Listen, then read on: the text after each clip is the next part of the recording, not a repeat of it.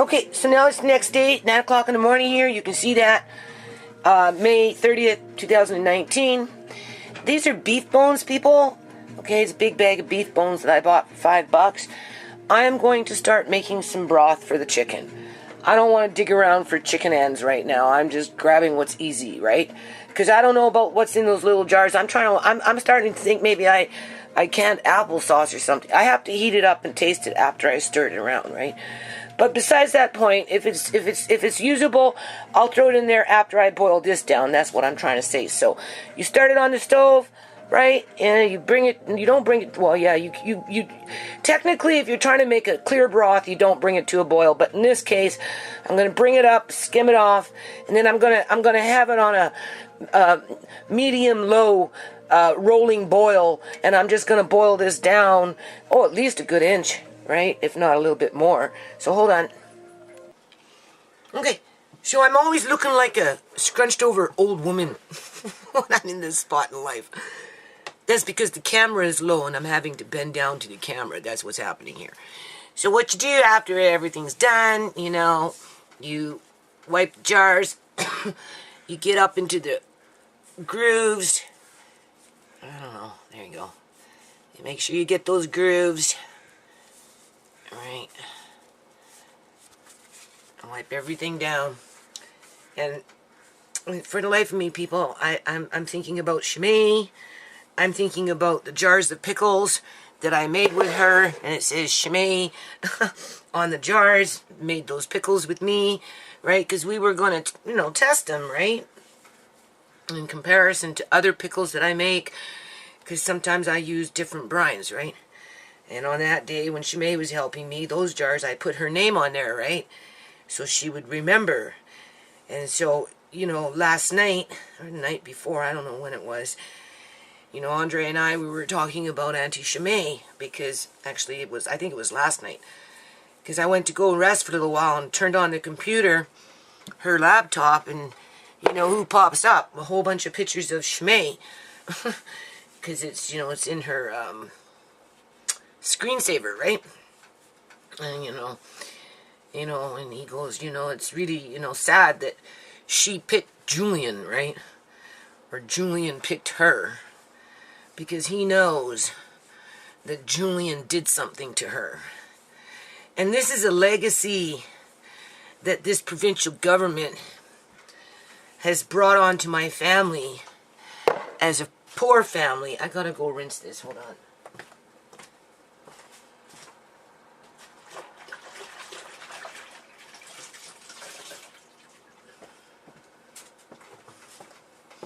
As a poor family, like a native family that had their land stolen from them, and, had science experiments done on them, and had their children ripped from them en masse, and, all that shit, people, you losing your family members, you're losing your housing, like what I'm going through is nothing new. It's been going on with other ethnic groups in Canada for a long, long fucking time. It started with the natives, and it's still happening with the natives. The only problem is that the dysfunction that other people's actions bring into your life, so that they can have more and you can have less, right? They can be in control and you can be out of control with your life. It's generational. It's true. It affects the kids, because if Uncle John hadn't been medically kidnapped, honest to God, people, I don't think ShaMay would have ever met Julian. I really don't. I think she would have went to college like we were planning for her to go. It was just a matter of getting the right college, right? And that type of thing. And then after Uncle John was medically kidnapped, the psychological trauma around that, and the pain and the emotional upset and the depression, and under those circumstances, especially with a developing mind, age 20, 21, well, any age under 25, right? There's gonna be consequences around it, and bad choices is one of them. Hold on a minute. So anyway, Andre, at first had a happy whole house full of people who loved him. Auntie ShaMay, Auntie Tisha, his mother, his Uncle Mercane, his Uncle John, even Auntie Joan. Then there was me, you know, like, and then all of a sudden, out of the fucking blue, like seriously, out of the fucking blue, he's taken out of a daycare setting right behind your back, and he disappears for 15 fucking months. Right? Halfway through that process, he stops eating, he stops talking, you know, just the whole 9 yards. And then when you do get him back, all he wants to do is argue and have tantrums. Like, he still argues to this day, people. So anyway, and he wasn't like that before they took him, right? But of course, they're not going to admit that, because in their minds, they're the government, they're the employee for the government, they can do whatever the fuck they want. And that's what they did with the natives. They did whatever the fuck they wanted. And over, you know, a period of 100 years... Hold on a minute. Okay. I rinsed the rag again. So, you know, over a period of 100 years, with manufactured poverty, people. Poverty is manufactured. Right? It's hard for people to establish a routine where you can have quality living in your life, right? And be productive. So, you know, in regards to what happened to ShaMay, Andre is well aware that she picked the wrong guy. And that he picked her too. How the hell she picked him, people? I'll never fucking know, other than it was done under trauma. Right? She had gone through what happened with Andre. Seen her sister turn into a junkie. Not just be a methamphetamine addict or a heroin addict that smoked heroin. But actually turn into a real junkie, where that all turned into an injection type situation where it took it to a whole new level, right? And then Uncle John gets medically kidnapped for his money, because if he didn't have the money, nobody would have been interested in him. And there's a lot of Uncle Johns out in the world, like Uncle John, that the only thing people care about is what the hell they can get out of him in terms of money. Other than that, they leave him out on the streets, and they just have to fend for themselves under dire conditions that are manufactured. As they blame addiction, mental health issues, and the economy in a capitalist fucking society, when in fact we don't live in a capitalist society. We don't. Because if we did, I would have been more successful with the endeavors that I've done over the years. But that's not what it's about, right? So anyway, let me go rinse this off one more time.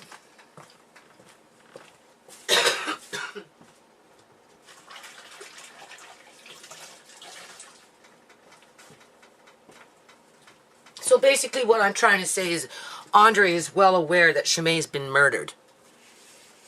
And that somehow, you know, ShaMay is responsible for that, because ultimately she picked him. But he was the one who singled her out. And being that the cops ain't doing nothing about it in terms of how ShaMay died, right? And whatnot, and whatnot, and whatnot. You know, that 100-year generational manufacturing of poverty of another ethnic group of people in terms of Caucasian and African, right? You know, the prospects for my children's futures are not that good, people. No, they're not, because the process is already in place. Like, seriously, I can't go into the healthcare system knowing that I'm going to get quality healthcare. No, I cannot. What I can do is go into the healthcare system knowing that I would be sabotaged and somebody would accidentally do something to my IV line and I would die, as they would simply say, it was an accident, move along. Even though that person intentionally tried to kill me and was successful at it. And that's in a hospital setting. That's how much faith I have in hospitals with the people that work in these hospitals, based on the ongoing experience of what's been happening to my family through that colonialism. That's what they call it, colonialism, right? That's being fueled by the public union sector, which is still white supremacy to some degree, right? In terms of institutional racism, as if it was with the natives 100 years ago. Only now, today, we've got more brown people that's taking over the systems, and with their ideologies coming in from backward countries where they have prearranged marriages with 9-year-old, 12, 15-year-old girls with 50-year-old men, and they treat girls like cattle as if it's something to trade on the freaking stock market, right? And they do honor killings and all this other fucking crap. This is what's moving into my country, people. So you take those two power horses in terms of a corrupt public union sector, by any means necessary, got to pay those pension plans in the future, right? Got to keep the population under control, right? What's the best way to control them is through starvation, through food, through hunger, through, dysfunction. And my grandson is only 8 years old, and he's aware that something is wrong. He knows that, yes, at some point, ShaMay is responsible for who she laid down with. You lay down with dogs, you get fleas, right? But then you have to stop and think, what was the big distraction in ShaMay's life in terms of making those decisions, in terms of, I wanted her to go to college. I didn't care for what, as long as she was studying piano. But, her heart got broken.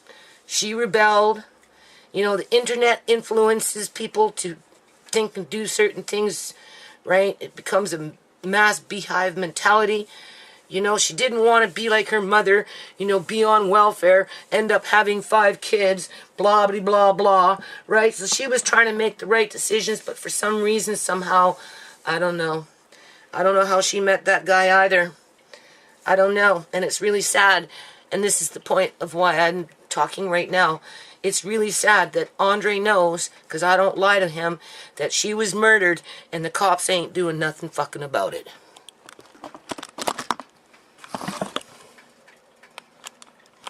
So, if life could always look so nice, do you see?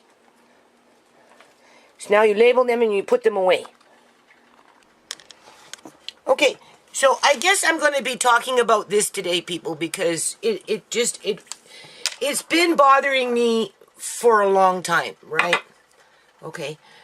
I don't understand, well, I do understand why the government employees would put the perception out in the general public that whoever dies from fentanyl must have done it to themselves, either through an accident, because now drugs, there is no more war on drugs. It's I don't know what they've turned it into, but it's definitely not no war on drugs. It's almost, they talk about how us, the civilian, enables certain situations.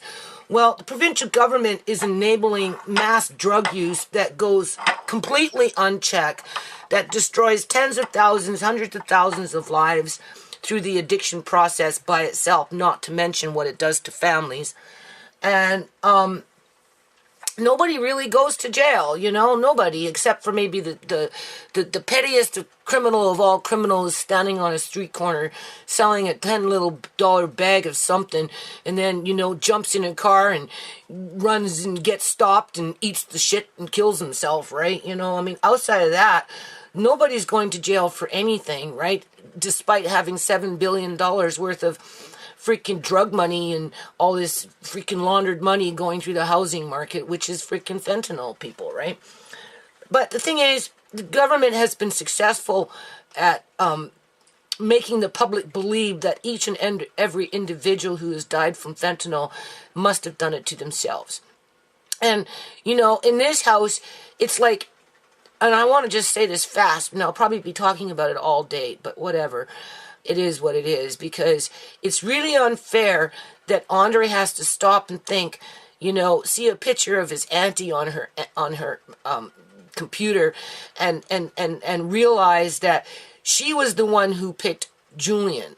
Even though Julian picked her, ultimately, ShaMay settled to be with Julian, and it took her a long time to break away.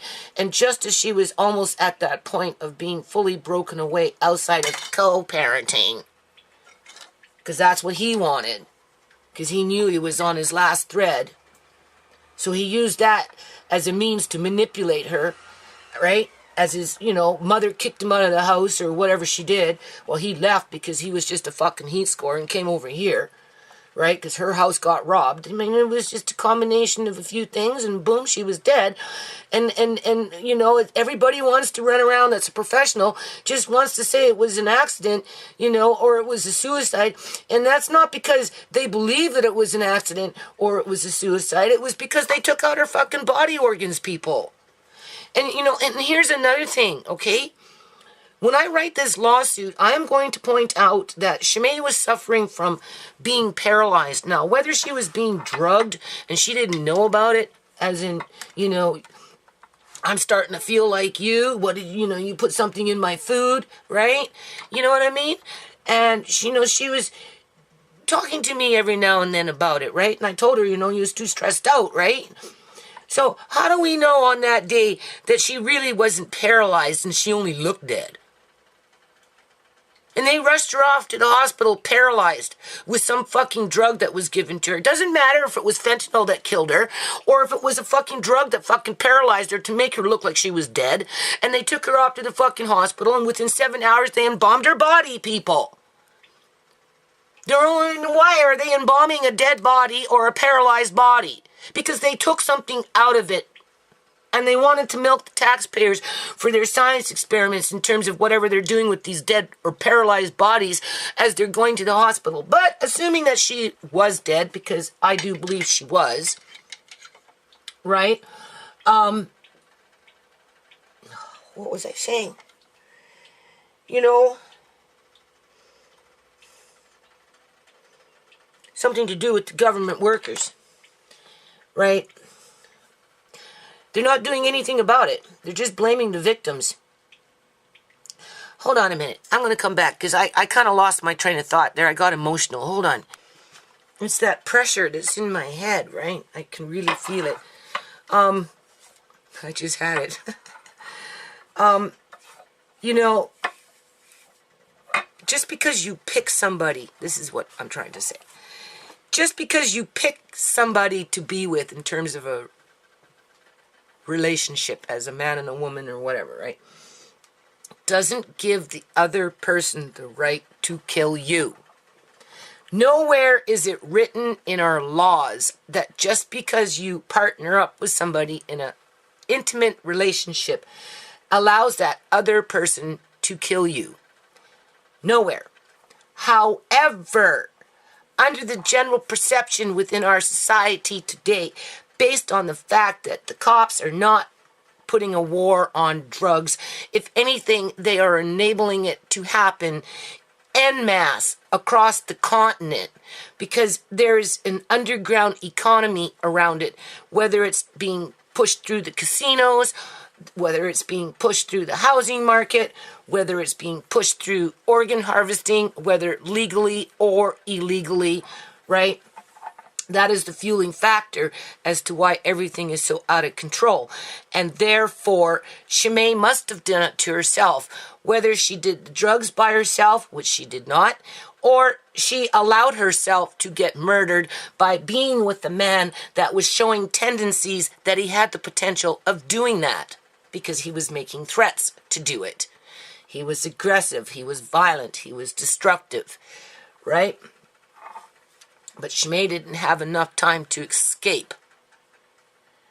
And because I was the one that encouraged her to have Amari, she felt obligated to try and make some kind of relationship work with the father of Amari for the benefit of the child. And for that, she got murdered. While the cops and the healthcare system and the coroner's office and any government employee that's on that side of the massacre, because they're the ones doing the massacring people, okay? I am the ones living in that 100-year generational manufactured poverty that is destroying my family, as we're being accused of doing it to ourselves by making bad choices. Because for some reason, even though we have laws that say murder is illegal and is punishable by, jail time and all this other crap, right? Execution or whatever, nobody's following through on it, because the bigger crimes, the white-collar criminal activity, the thousands, hundreds of thousands, the millions and billions of dollars, that's what's important. And unfortunately, Andre is going to have to cope with that for the rest of his life until there is justice for ShaMay and Uncle John. Uncle John got murdered just in a different kind of way, right? But it still feels like the equivalent of murder, because one day, poof, he was gone, just like ShaMay, poof, she was gone and nothing moved. So,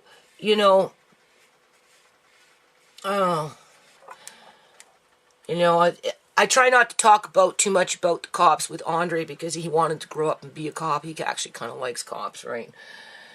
So he's not around. Nobody's around right now, right? So I try and refrain from bad-mouthing cops, I guess you can say, in front of Andre, because ultimately my feelings have definitely changed since what's happened to ShaMay. I started noticing it with Andre, how apathetic they were and how they didn't care. And then I seen it again with Uncle John, how, the social worker, they know what they're doing. Yeah, okay, well, the woman is from Czechoslovakia, can't speak correctly, obviously can't write right, but yet she's sitting there making all these decisions for Uncle John with some screechy freaking Britain woman that's brown, that probably doesn't even know where the fuck she came from, and definitely not from this country. And yeah, okay, those people are the ones making the decision for Uncle John, while the cops are standing around just counting their pension plans, people. And then to have this happen to ShaMay, that was just like the nails in the casket, right? Because there's some shady shit going on. But ultimately, Andre knows that somebody else injured ShaMay and he should be in jail. Andre knows that. But he goes to the default, well, she shouldn't have picked him. She shouldn't have picked him. Well, I don't think ShaMay was the only one in the whole of the planet that has been abused by her mate, right? And who has been murdered by her mate. And she isn't. What's the problem is the cops aren't doing anything about it. The public union sector isn't doing anything about it. And they are using fentanyl as a smoke and mirrors, dog and pony show, whatever, as a means to, one, cull the population, get them off the welfare rolls, get them out of the healthcare system, put them in the ground, save a lot of money that way. In addition to, when you snag in those clean, pristine bodies, whether they're coming in dead or whether they're coming in looking dead because they were given some drug to be paralyzed, and they're just going to do what they want to fucking do, people. And you're going to show up, and if you're not aware, your feelers aren't out, you're in denial, you want to put on a scene, my daughter, versus look and see this, maybe something is wrong. The only thing that I regret, people, and I'm going to leave it on this note, the only thing that and I'll tell you why I didn't do it, right? The only thing that I regret is two things. I regret that when I was downstairs giving ShaMay CPR for those first 6-7 minutes or whatever the hell it was, that I didn't open up her eyes. If I would have went like that, I would have seen a whole lot of shit that would have answered a whole lot of fucking questions right then and there. But I'm not a trained professional. I wouldn't have been able to do that because I was in panic mode trying to get breath into my daughter's body. Right? And, there was distraction there too, right? And also, too, when paramedics and those kind of people show up, you depend on them to tell you the truth, right? Which they don't. So, I regret not doing that as soon as I seen her. And I also regret not being, I want to say aggressive, because it would have had to take me to be aggressive to do it. And I don't mean it in a very violent, that kind of aggressive. I mean just firm. And this is my daughter, and I don't care what the fuck you say. I'm looking at her body. I'm pulling down the fucking blankets. I'm trying to roll her over. I'm trying to do something to see what the hell that they had done to her body. Because when I first walked in, people, I knew something was wrong. From the minute I walked in, the first thing that came out of my mouth was, she looked embalmed. And then I said, what is all these little marks on her body? And then she gave me some, her water turned to blood, and, we were having a hard time getting it, and blah. And I'm like, okay, well, what the fuck is this blood and this big bandage leaking out in here, people? Oh, well, it was the blood. It turned, that was the only way we could test her blood, blah, blah, blah. No, people, they were fucking lying. They fucking embalmed her there. After they embalmed her, they took their long-ass fucking needles, and they go like this into the arm, right, to top up where the fucking embalming fluid doesn't fucking go. And that's why she looked embalmed, because she was embalmed. And because she was embalmed, I just didn't want to touch her. Sure, I went like this, but she didn't feel right, because she was dead, and they had done something to her body. Okay? But I regret not crossing that threshold where I knew something was wrong, and I myself should have fucking investigated it. But nobody thinks that your loved one is going to be taken to a hospital as whoever took them is telling you that they're so-called alive and that they're going to be turned around and be embalmed behind your back. Right? They tell, she's alive, but don't touch her. We're the ones looking after her. You get too close to, right? Because they don't want you to find out the fucking truth. That dream from the neck up, people. What was underneath the blanket? Because whatever happened to ShaMay was coming after Tisha next. And in light of, what happened to ShaMay within the healthcare system, and there's this big hunt on for fucking body parts, right?